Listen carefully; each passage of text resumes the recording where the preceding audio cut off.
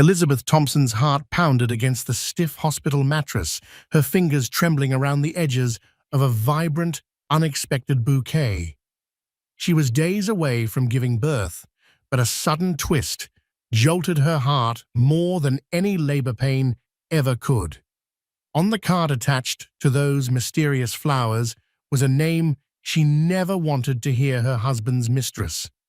With each syllable, she read out loud. The hush that fell across the sterile hospital room felt more suffocating than any tension she'd experienced. Little did she realize that unassuming card would unravel the darkest secrets of their glittering life of wealth. Elizabeth Thompson was known around Boston for her elegant grace, well-tailored designer dresses, and magnetic presence at all the city's most exclusive events. She was not just another socialite clinging to wealth. She possessed a genuine warmth that shone through every red carpet appearance. 27 years old, she had become the adored wife of millionaire entrepreneur Michael Thompson, founder and CEO of Thompson Advanced Logistics, a firm whose shipping innovations had made headlines in the Wall Street Journal. Elizabeth had grown up in a more modest part of the city, daughter of an elementary school teacher and a nurse. Fate led her to meet Michael at a charity gala 7 years ago when she served hors d'oeuvres to help raise money for underprivileged kids. Their eyes locked, an instant spark lit between them, and within months, her life transformed. A whirlwind romance of overseas dinners, yacht parties, and lavish gifts soon concluded, with Michael dropping to one knee on the veranda of a private villa overlooking Lake Como. From the outside, she had it all: a devoted, successful husband, a stunning manor in the suburbs with sprawling gardens, and now a precious baby on the way. She was 9 months pregnant, carefully monitored by the best obstetricians at St. Christopher's Medical Center. Yet behind the glamorous image of the Thompson name, shadows lurked. Whispers had circulated among the staff at Michael's office building and in the upper echelons of Boston's social circles that the charismatic CEO did not keep to his marital vows. A rumored mistress, a suspicious phone number on his call logs, unexplained business trips extended by days. Elizabeth tried to maintain composure through the rumors. She told herself they were all malicious gossip people targeted the wealthy for scandal. She had always believed in their love story. Michael, after all, declared his commitment daily, showering her with affection. She'd known him to be a risk-taker in business, not in love. Still, that kernel of doubt gnawed at her, especially on nights when he came home late, smelling of a perfume that certainly wasn't hers.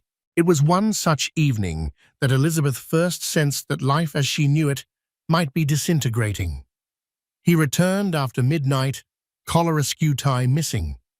Before she could press him for answers, he claimed he had to answer some urgent calls.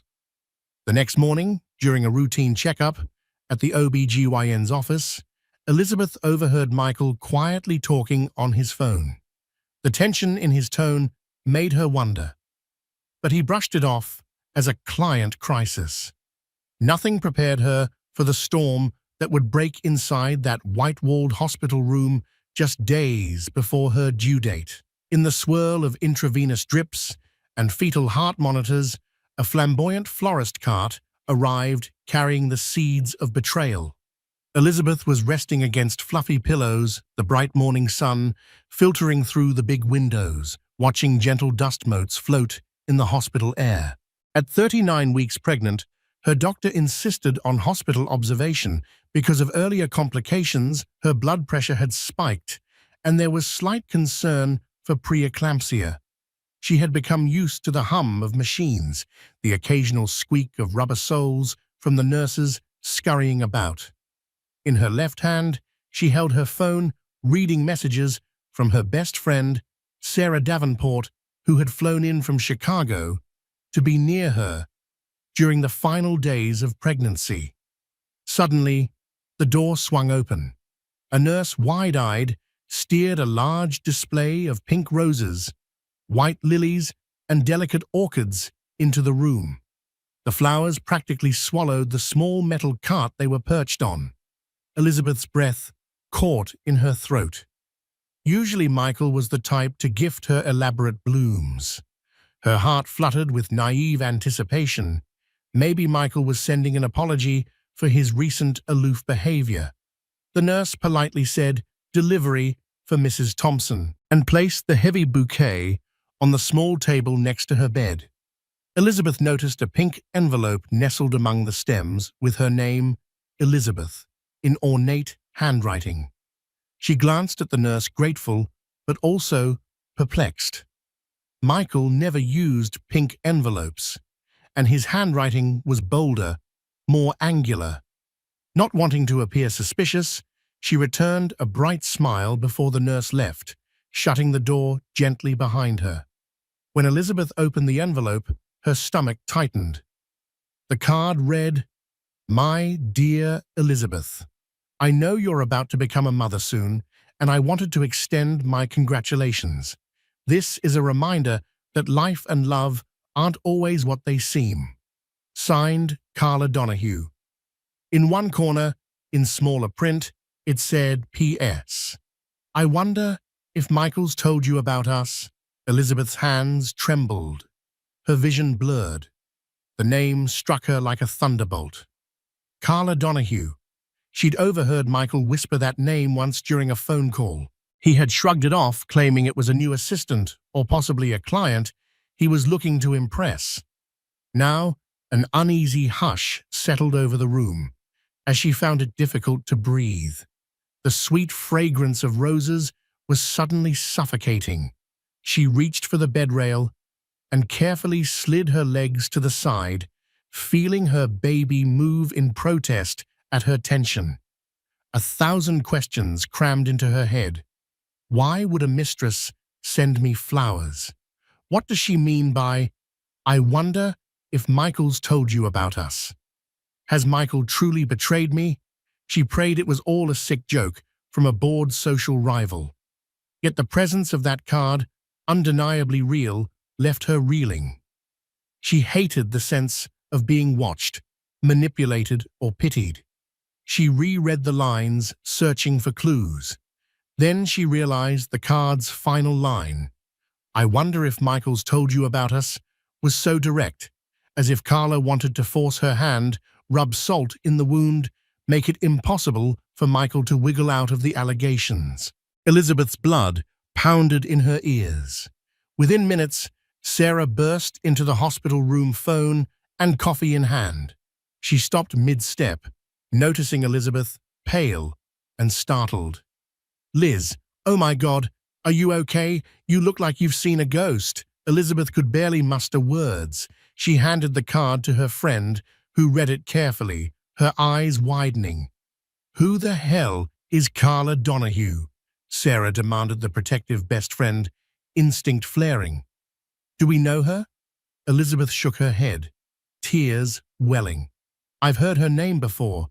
Remember those rumors about Michael and some mistress at the office?" She gulped, gesturing to the flowers. "It's her, Sarah. It's true. Michael's lied to me." Sarah carefully placed a reassuring hand on Elizabeth's shoulder, but the tears spilling down Elizabeth's cheeks were unstoppable. Deep down, she dreaded the confrontation with Michael. But that confrontation was now inevitable. Carla had forced it. Michael arrived shortly after, an anxious look on his face. He had come bearing a standard daddy-to-be balloon and a takeout bag from their favorite lunch spot downtown. He paused when he saw the enormous bouquet dominating the bedside table.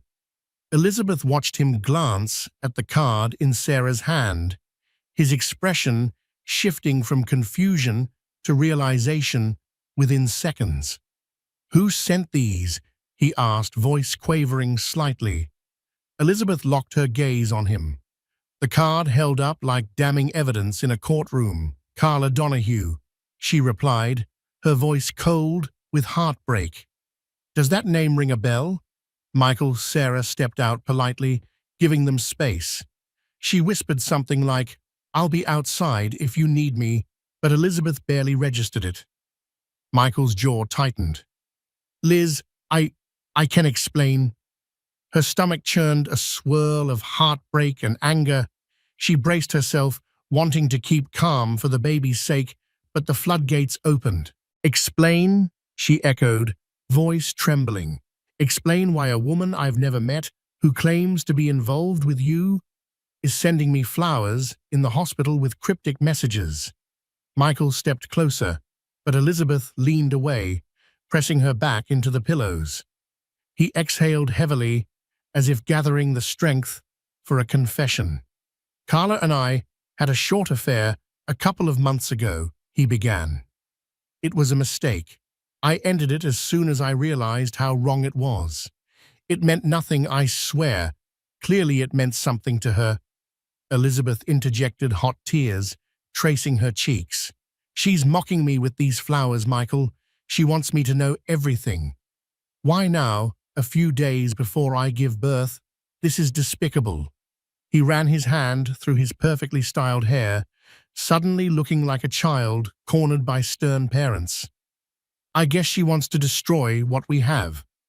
I tried to cut ties, but she threatened to tell you." He paused, his voice cracking. "I swear, I didn't want to hurt you, Liz." Pain radiated through Elizabeth's chest. Her world, carefully built on trust and devotion, was crashing. "So you lied to me for months, letting me carry our child while you had an affair." She swallowed the lump in her throat. "I need you to leave, now," he protested. "Liz, don't." She glared, wiping tears from her eyes. "If you stay here, I'll end up in worse condition. My blood pressure will spike even more. I can't do this right now. Please go." Michael hesitated, picking up his jacket. His lips trembled as though he wanted to say something that would fix it all. But there was no easy fix. After another beat, he nodded, whispered, "I'm sorry," and walked out of the room.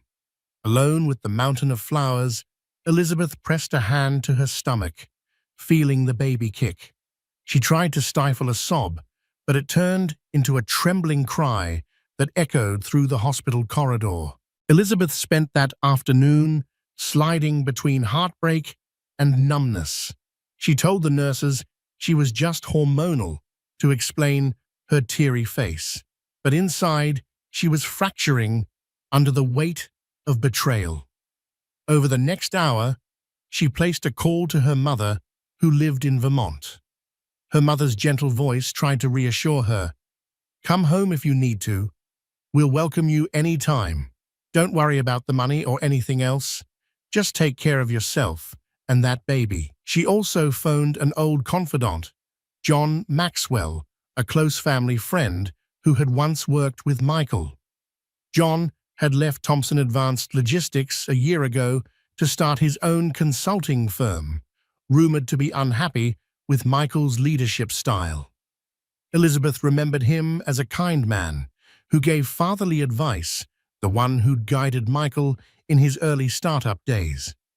She told him about Carla's bouquet and how devastated she was. John cleared his throat on the other line. "I suspected something like this was happening. Carla is a junior manager, but everyone in the company whispered that she was too close to Michael. I couldn't confirm anything, so I didn't want to upset you with baseless speculation." He sighed. "I'm sorry you had to find out this way, Liz." Elizabeth felt relief, mingled with a creeping dread. If John had suspected something, how many other people knew? The idea that the staff at Michael's headquarters knew more about her marriage than she did cut deep. She recalled the pitying glances from his personal assistants, the hush that fell whenever she stopped by. A wave of humiliation flooded her cheeks. "What should I do now?" she asked, her voice trembling over the phone. "I'm due to give birth at any moment. I don't want my baby to come into a broken family, John."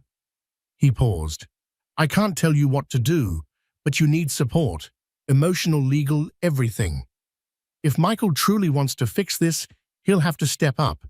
If you want to protect yourself, speak to an attorney.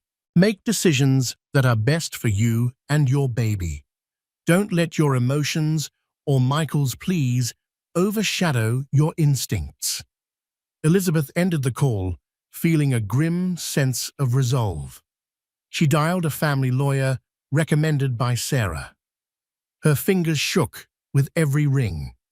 When the lawyer, Ms. Anita Cheng, answered Elizabeth's carefully rehearsed words, spilled out, "I've just discovered my husband has a mistress. I'm about to give birth. I need to know my options."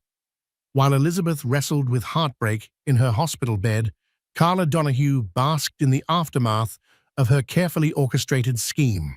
From her vantage point, in a chic downtown condominium, she watched the city lights shimmer across the Charles River.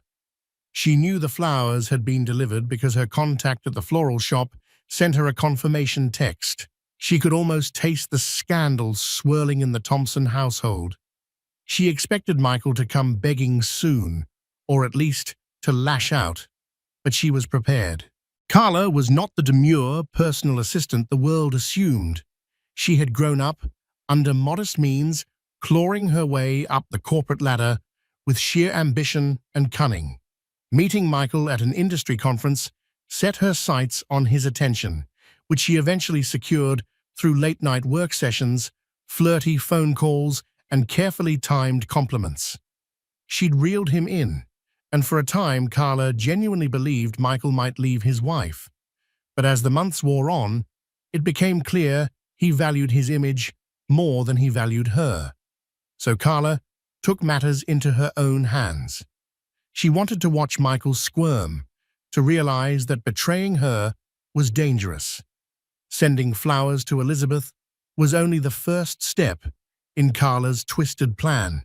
She also possessed a trove of evidence, texts, photos, voice messages enough to make any court settlement or media expose sizzle. Unbeknownst to Carla, though, she had rattled a hornet's nest. Because Michael Thompson was not just a wealthy CEO, he had powerful political ties, influential friends, and a knack for damage control that had allowed him to bury many controversies. This time, however, Carla aimed to wound him where it hurt the most in his private life, on the brink of fatherhood. The following day, Michael visited Elizabeth again. He found her sitting up in bed, hair brushed neatly, eyes red from crying but resolute. A nurse had just taken her blood pressure, muttering that stress was the last thing Elizabeth needed in her condition. Michael approached slowly, wearing what looked like a forced smile. "Liz, I've arranged for a private postpartum suite just so you have all the comfort you need when the baby arrives." She looked at him sharply. "That's generous of you, but it doesn't solve anything." He lowered himself into the chair by her bedside. "I've told Carla I won't be intimidated. She's toxic, Liz. She wants to break us up. I ended the affair months ago. I regret everything." Elizabeth let out a humorless laugh. "I imagine you do regret it now that you're cornered. But what about me? Michael, I'm the one carrying our child, left in the dark until your mistress decided to blow up our marriage." He inched closer, lowering his voice. "I'll do anything to fix this. Name it. Counseling, separate living arrangements for a while, if that's what you need. I don't want to lose you." A bitter pang shot through Elizabeth. She remembered how her father had betrayed her mother years ago. His apologies had been frequent, but his loyalty ephemeral. It took her mother 5 years to finalize their divorce, and the emotional scars remained. Elizabeth had sworn never to let that happen to her own marriage, and yet here she was faced with the same brand of heartbreak. "This isn't about me wanting to punish you," she whispered, tears threatening again. "I need you to understand the depth of this betrayal. You cheated on me while I was pregnant, carrying your child. I can't just snap my fingers and trust you again." Michael nodded silent. Elizabeth sensed his shame. For a moment, She remembered the sweet, earnest young man she first fell in love with, the man who typed her poetry on old typewriters, who taught her to waltz under the stars. That memory twisted a knife in her heart. Could that version of Michael still exist? Reluctantly, she allowed him to stay as the doctors came in to check the baby's heartbeat. Michael watched the ultrasound monitor with a mixture of awe and guilt. Their child's strong heartbeat seemed to echo in the room, a reminder that for the baby's sake, they might attempt a fragile truce, at least for now. Meanwhile, news of Carla's brazen gesture trickled through the ranks at Thompson Advanced Logistics. Company gossip soared. Employees whispered about the boss's scandal, carefully shutting up when Michael entered the corridor. Even the board of directors, led by CFO Gloria Pierce and senior advisor John Maxwell, were on high alert. John had kept his conversation with Elizabeth confidential, but word of the Mistress fiasco inevitably circulated. The entire environment bristled with tension. Gloria Pierce, a stern and methodical woman in her 50s, requested an urgent meeting with Michael. Despite his personal crisis, Michael had to attend. In the boardroom, the thick mahogany table gleamed under fluorescent lights, and the air was charged with unspoken concern. Gloria addressed him directly. "Michael, I'll be frank. We have reason to believe your personal life is about to become public in a damaging way.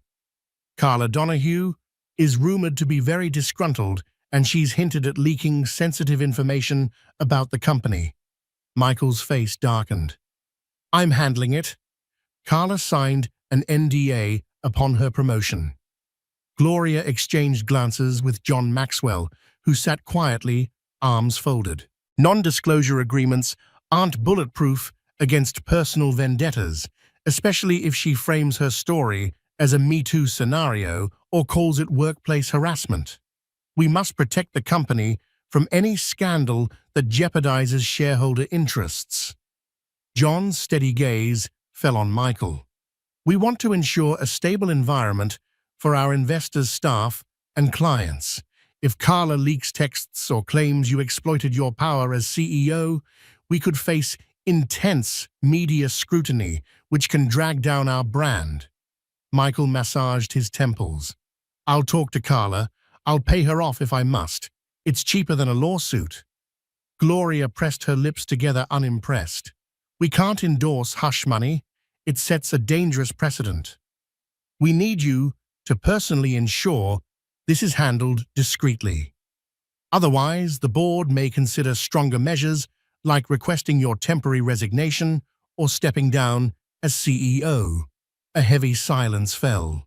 Michael realized this scandal threatened not just his marriage, but everything he'd built.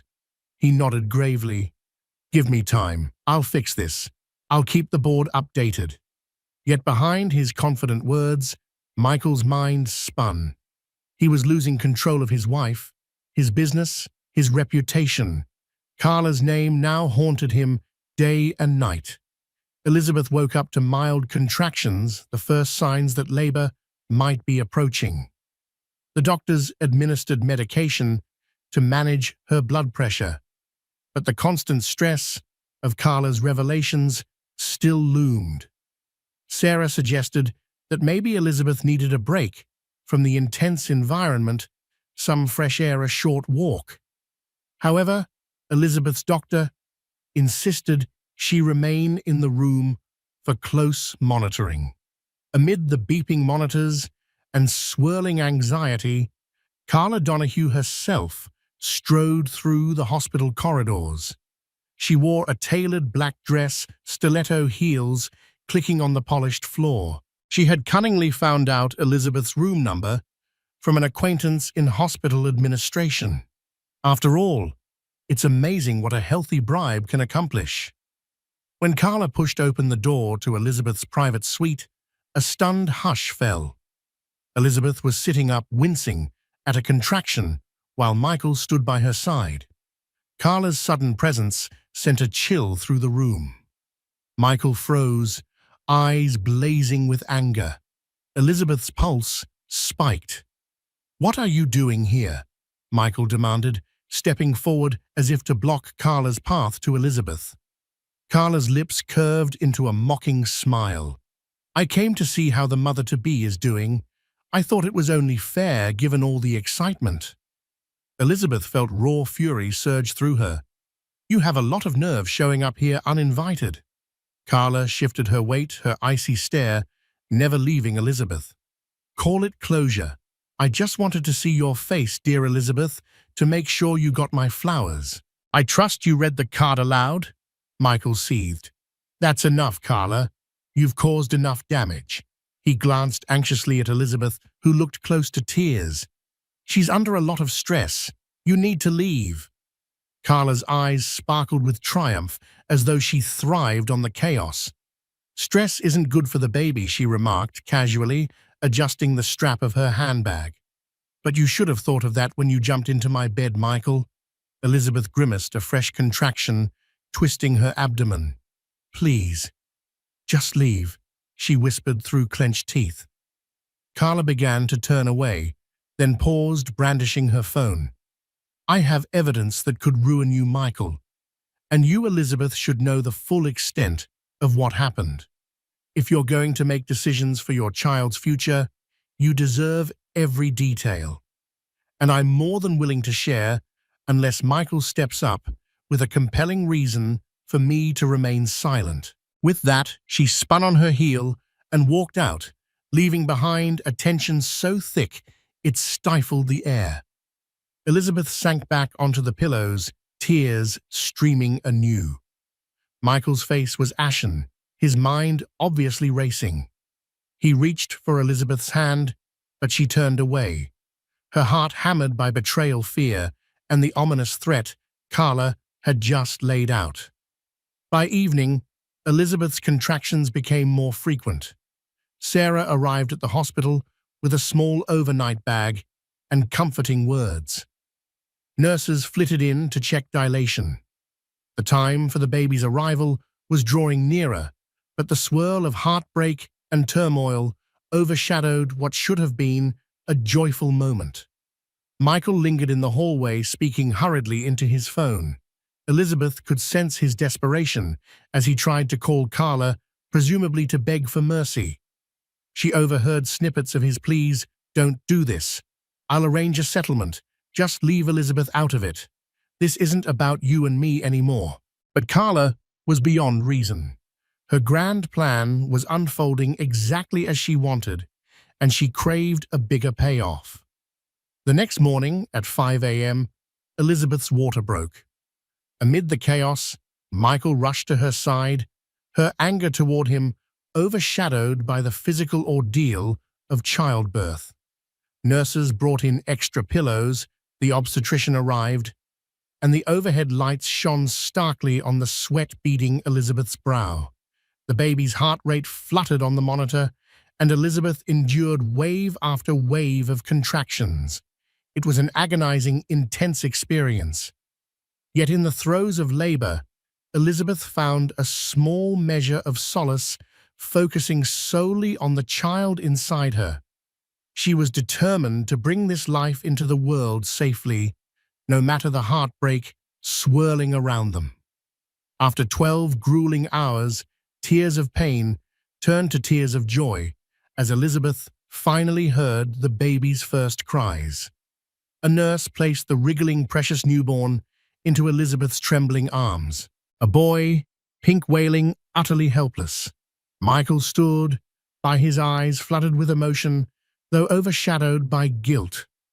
In that moment, for just a few fragile seconds, Elizabeth forgot Carla, forgot the betrayal, and gazed upon her baby boy with pure love. Elizabeth named the baby Andrew.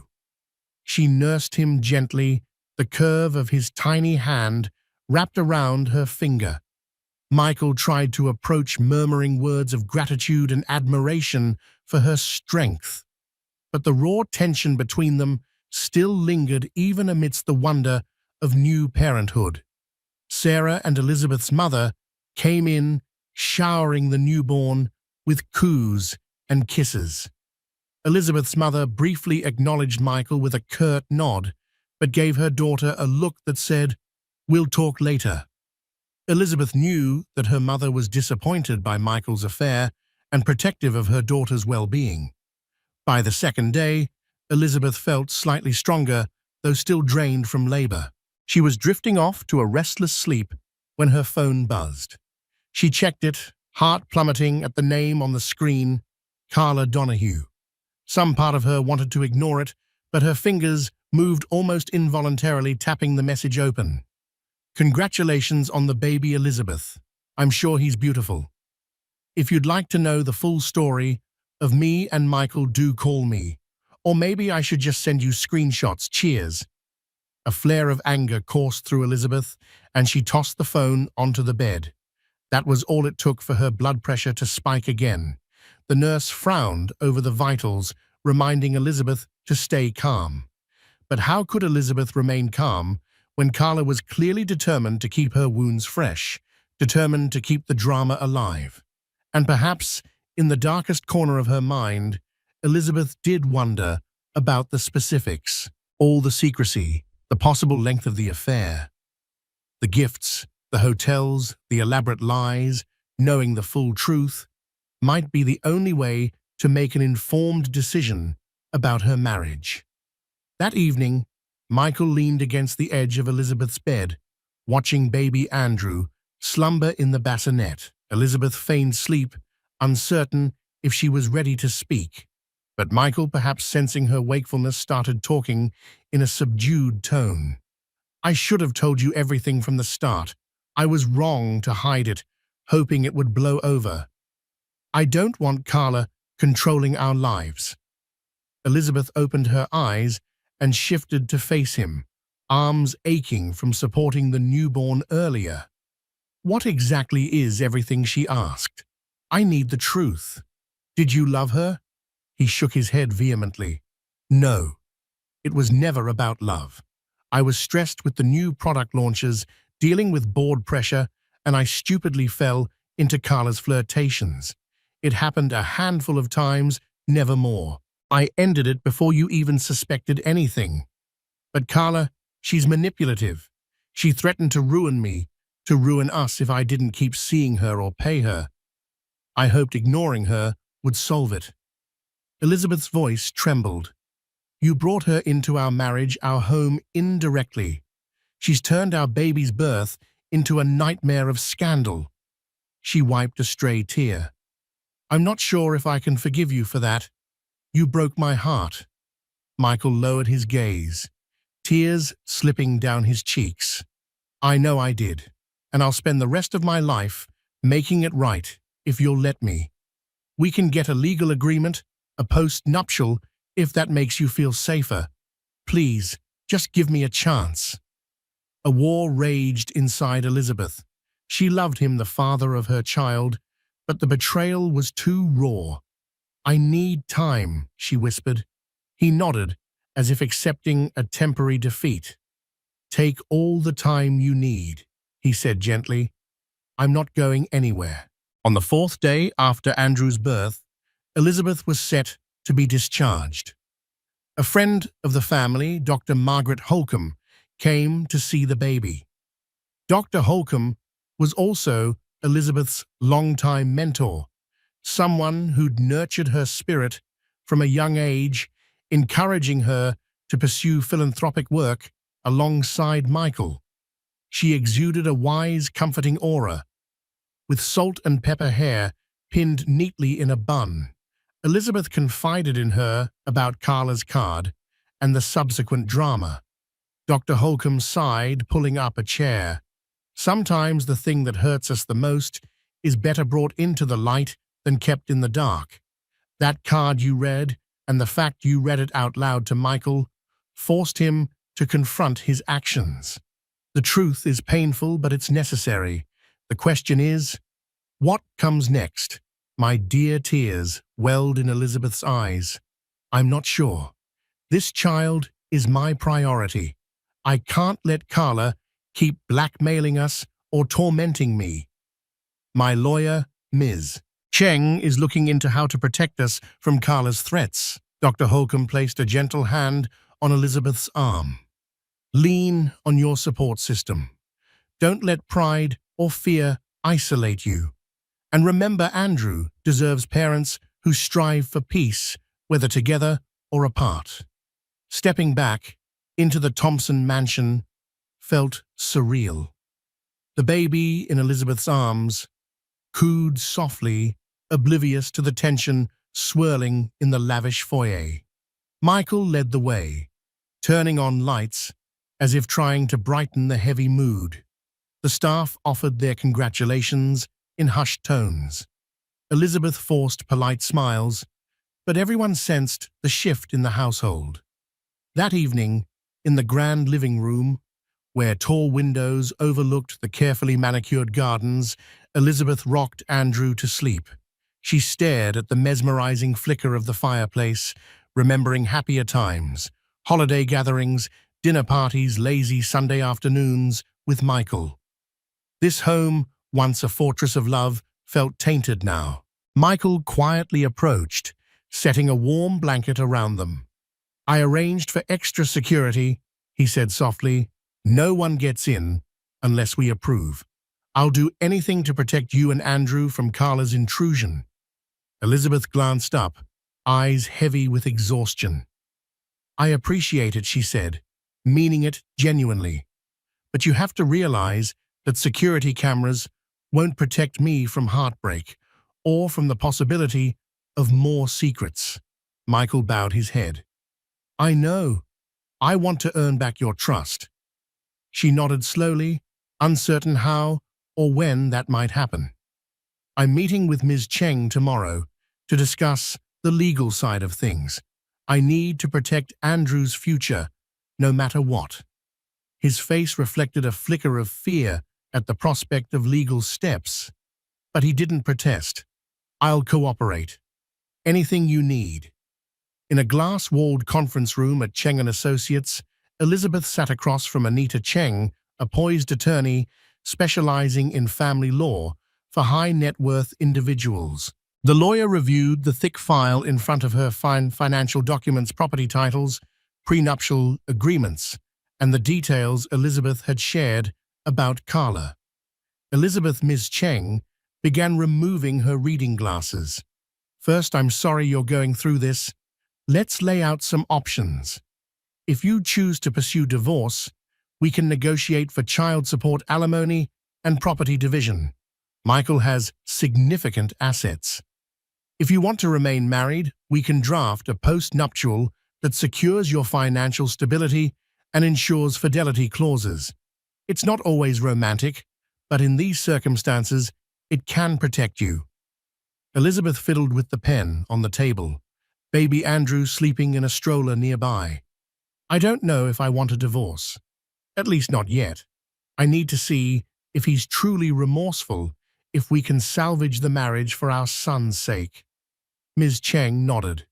"In that case, we can prepare a strong post-nuptial. Also, regarding Carla, she's making veiled threats of revealing private information." "Have you or Michael documented any of her messages?" Elizabeth displayed her phone, scrolling through a string of texts and voice messages from Carla. Each was more caustic than the last, mentions of hush-money allusions to corporate secrets and snide remarks about Michael's unfaithful nature. Ms. Cheng's expression hardened. "She's extorting you. We can consider a restraining order based on harassment. However, if she releases damaging information about Michael or the company, be prepared for a media storm. Are you emotionally ready to handle that?" A shiver ran down Elizabeth's spine. She glanced at Andrew, sleeping so peacefully oblivious to the adult chaos. "I'll do whatever it takes to protect Andrew," she said firmly. "If Carla pushes further, we'll respond." The attorney smiled gently. "That's the spirit. You have more power than you realize." Night fell over the Thompson mansion, and Elizabeth found herself pacing the nursery, gently bouncing Andrew in her arms. The baby's soft whimpers tugged at her heart. She sang a lullaby her mother once sang to her. The verses spoke of safety and warmth, a bittersweet longing for a family unspoiled by betrayal. Every time she looked at Andrew's eyes, so curious about this new world, she vowed to make sure he felt loved and secure. But she also wrestled with the knowledge that Michael's betrayal could overshadow his earliest memories if conflict and scandal raged on. Michael peeked into the nursery. "Need any help?" he asked softly, clearly, desperate to show his devotion. Elizabeth hesitated, then nodded. He just finished feeding, but he's still a bit fussy. Michael took Andrew in his arms. Elizabeth watched as father and son bonded, noticing how gently Michael cradled the baby, how softly he cooed, how Andrew's tiny fingers curled around Michael's. Despite everything in that moment, they looked like a sweet, loving family. Elizabeth felt tears, threatening, once more tears for what they had, tears for what they might lose. Carla Donahue was not one to fade quietly. She had left messages on Michael's voicemail. "I'm sure your precious wife knows more now, but does she know you promised me a future, that you swore I was the one who truly excited you? Well, I'll make sure she does." She toyed with the idea of mailing a flash drive directly to Elizabeth with her intimate videos and photos, but her attorney advised caution. If she stepped too far into revenge porn territory, she could face legal consequences. Instead, Carla aimed for a more cunning approach. She leaked rumors to a local gossip blog, Boston Confidential. She insinuated that a powerful CEO was paying hush money to silence a pregnant mistress. The piece hit the internet, fueling speculation. Names weren't mentioned, but the details matched Michael's profile closely enough that industry insiders quickly made the connection. Social media lit up with theories, calling the CEO Mr. X, ridiculing him for cheating on his pregnant wife. A scandal was forming. When Mr. X rumors reached the Thompson Advanced Logistics Board of Directors, Gloria Pierce promptly summoned Michael to an emergency session. Cameras flashed outside corporate headquarters as reporters sniffed around the rumor. Michael scowled, ignoring their shouted questions, slipping into the building under guard. Gloria wasted no time. "Michael, are these rumors about you and a mistress going to be confirmed soon? Because if so, the stock might tank, and the board will be forced to take action." Michael exhaled, his eyes dark with fatigue. "I'm managing it. We have a PR statement ready if the rumors escalate. Carla's behind it. I'll pay for a settlement if needed." John Maxwell, seated at the table, folded his arms. "This is bigger than hush money. Public perception matters. Our clients rely on trust. If the tabloids get wind that you're a philanderer paying off ex-lovers, it casts doubt on your integrity in business." Michael pounded a fist on the table. "I made a mistake. I'll fix it. You have my word." In the corner, Gloria rubbed her temples. "Your word is wearing thin, Michael. Keep your personal life under control, or the board will consider your removal. We're not going to watch the company sink over your affair." The ultimatum weighed heavy. Michael felt the walls closing in. He left the boardroom, determined to salvage his reputation by any means necessary. Everything came to a head 2 weeks after Andrew's birth. Elizabeth was physically healing, though emotionally still raw. Michael's apologies continued, along with frantic damage control at his office. Carla's leaks to the press escalated, inching closer to naming Michael outright. One afternoon, while Elizabeth and Sarah watched Andrew doze in the living room, the phone rang. It was Carla. Elizabeth stared at the screen, anxiety climbing. "Should I answer?" she asked Sarah, who shrugged nervously. Elizabeth inhaled shakily and picked up. Carla's voice was sugary sweet. "Elizabeth, darling, I'd love to talk, woman to woman. We could meet at the cafe near your estate, La Petite Rose. I'm sure you know it. I have something you might want to see. Elizabeth closed her eyes. She wanted nothing more than to hang up, but a strange compulsion propelled her. Fine. 4 p.m. 1 hour. Sarah offered to come along, but Elizabeth insisted on going alone, determined to face Carla. And so an hour later, she found herself sitting in a cozy corner of the upscale cafe, Andrew left safely at home with Sarah and a nanny. Carla arrived looking polished in a cream-colored blazer, dark hair twisted into a chic chignon. They regarded each other with silent animosity. Carla's lips curled into a faint smile as she slid a manila envelope across the small table. What's inside this envelope could be catastrophic for your husband's career. Photos, texts, recordings of him and me, but I'm offering you the chance to see them first. Elizabeth's throat felt tight. She opened the flap, glimpsing damning images of Michael in a hotel suite, proof that he'd spent nights with Carla. Her stomach lurched. Why show me this now? Carla leaned forward. To prove I'm not bluffing. I could go to the media, to the tabloids, or I could vanish quietly with a hefty settlement. Think about it, Elizabeth. You protect Michael, your estate, and your precious baby's future from this scandal. All I need is... Carla paused, letting the tension simmer. $5 million. Elizabeth recoiled. $5 million, Carla smirked, swirling her latte. Your husband's worth hundreds of millions. Don't play naive. $5 million is pocket change for him. Surely that's worth preserving the Thompson image and your child's father from public disgrace. Elizabeth's heart hammered. She refused to let Carla see her panic. And if we refuse, Carla's voice turned icy. Then every major news outlet gets these. Michael's brand goes up in flames, and your baby's father becomes the laughingstock of the business world. Elizabeth's mind raced. Was she truly expected to pay off this woman who had so callously ruined her life? A wave of fury rose, overshadowed by a desperate protective instinct. I'll talk to my lawyer. Don't contact me again, Elizabeth said, standing abruptly. Carla caught her arm. Just so you know, if you decide to slip that envelope to the authorities, I've kept digital backups. You'll only make things worse for yourself. Tick-tock, Elizabeth.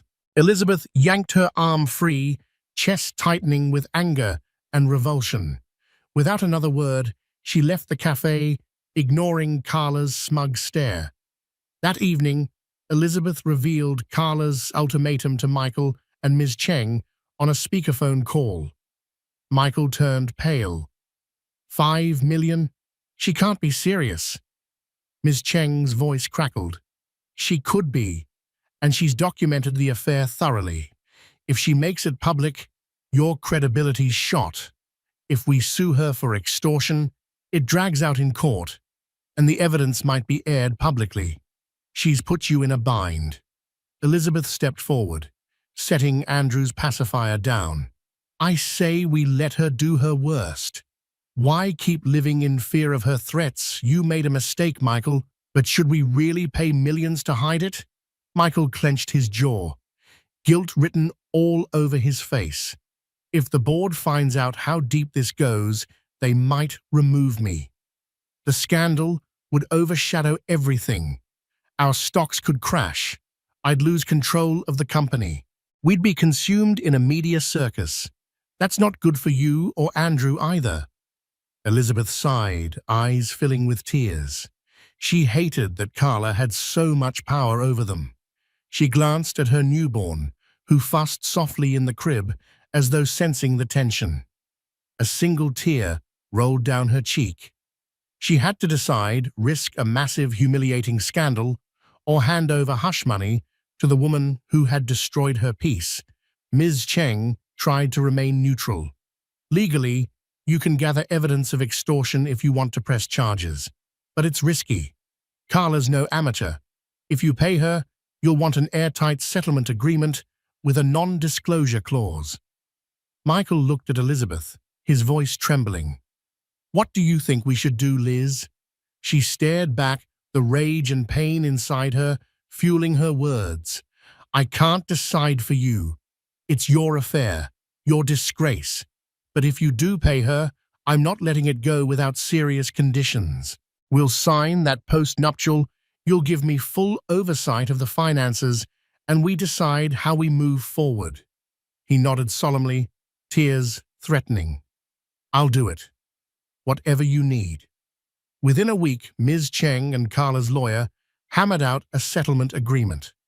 Carla would receive $5 million in exchange for surrendering all evidence and signing a comprehensive non-disclosure agreement. If she ever leaked or hinted at the affair again, she'd face crushing financial penalties. Michael signed the deal with trembling hands. Carla signed with a triumphant gleam in her eye. In parallel, Elizabeth and Michael executed a post-nuptial arrangement, granting Elizabeth significant leverage in their marriage. If Michael strayed again, the financial fallout would be devastating to him.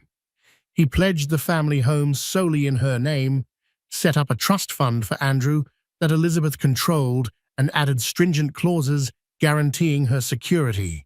Elizabeth stared at Michael's signature, feeling a hollow triumph. She was protecting herself, but the emotional damage was already done. When Carla left the downtown law office with the check in her purse, she paused in the hallway outside the building. A strange pang of melancholy hit her. She had won a fortune, but her victory felt empty. She realized she would never be part of Michael's shining world, never experience the love she had once hoped for. All that remained was money, a fleeting satisfaction. She wiped a tear of regret, anger, or relief, she wasn't sure, and vanished into a waiting car. For Elizabeth, the hush-money settlement felt like swallowing poison. She hated that Michael's vow of loyalty was tainted by a massive payout to silence his affair. She resented Carla for the trauma. She resented Michael for his betrayal. She resented the entire situation. Yet she also clung to a kernel of hope that maybe, just maybe, they could rebuild. For Andrew's sake, Michael walked on eggshells around her. He showered her with gifts, apologized constantly, and spent all his free time at home devoting himself to fatherhood.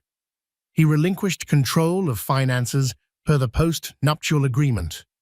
Elizabeth saw him try, but the spark between them was fractured, and trust felt like a distant dream. One night, while feeding Andrew, Elizabeth stared at the swirling darkness beyond the nursery window. She realized she needed help beyond legal or financial measures. She needed emotional healing. So she called a reputable marriage counselor, Dr. Elaine Griffin, and scheduled sessions for them. Michael readily agreed.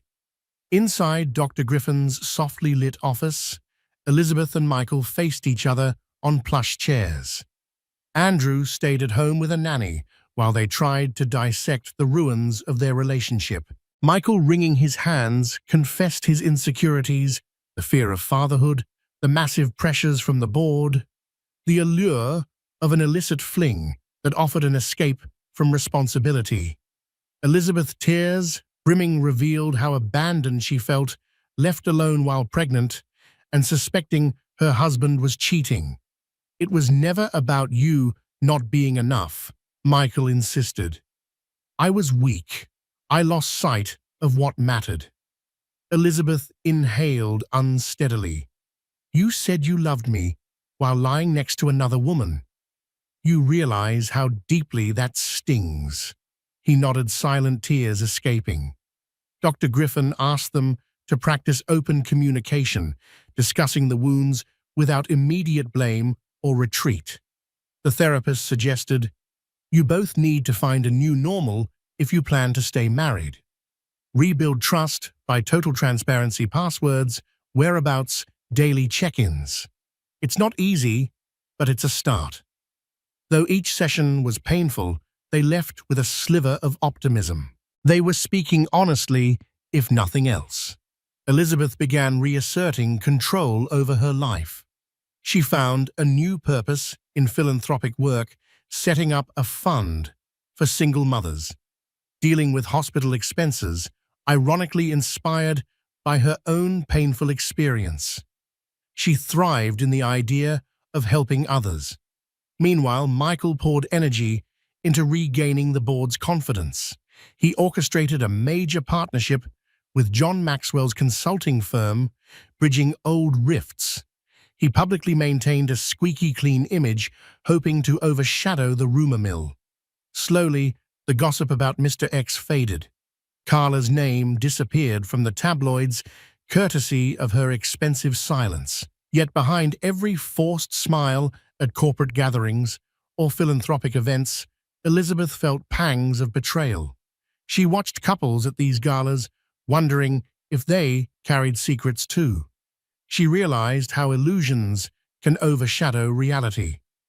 Months passed. Andrew grew into a vibrant infant, giggling and cooing. Elizabeth and Michael's therapy sessions continued.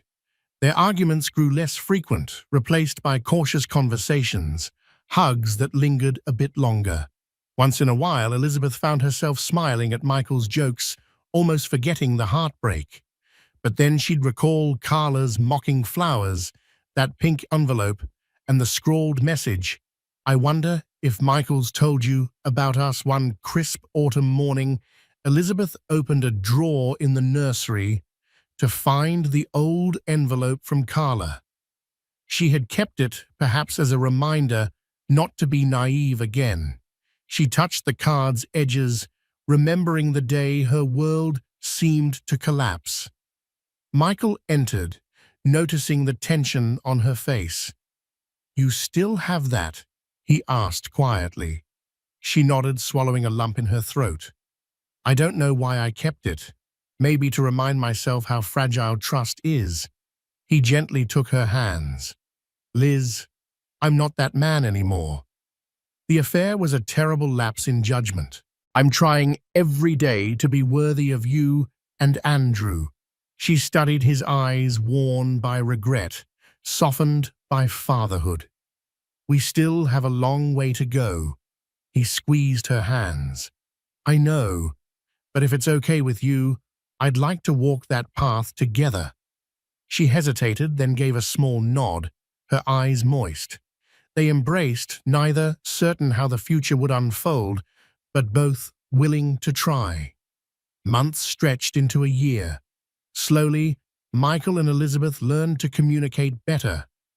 The adrenaline rush of the scandal subsided, leaving them to face deeper issues: boundaries, honesty, emotional needs. Elizabeth took the lead on philanthropic ventures, building her identity outside of being Mrs. Thompson.